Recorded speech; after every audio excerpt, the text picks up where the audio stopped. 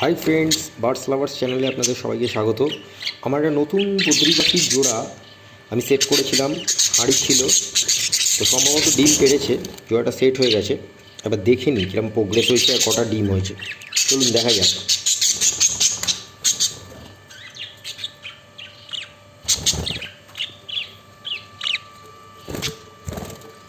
এই দেখুন, দারুণ ব্যাপার। 1 2 3 4 5 6 7টা ডিম দিয়েছে।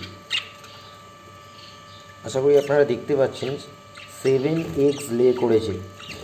খুব কম হয়, 4টে দেয়, 6টা অবধিও দেয়, 7টা 8টা 9টা 10 12টাও দেয়। তবে খুব ভালো পাখি হলে বেশি ডিম দেয়।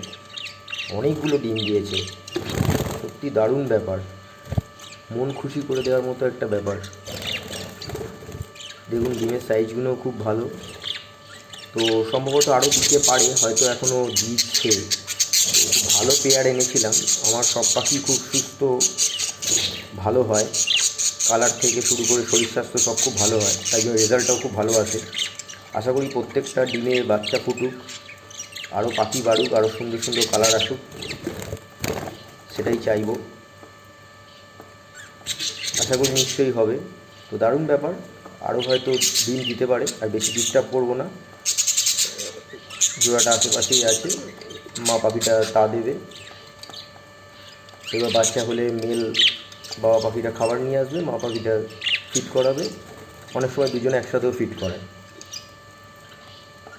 তো দারুণ রেজাল্ট, খুব ভালো প্রোগ্রেস হচ্ছে।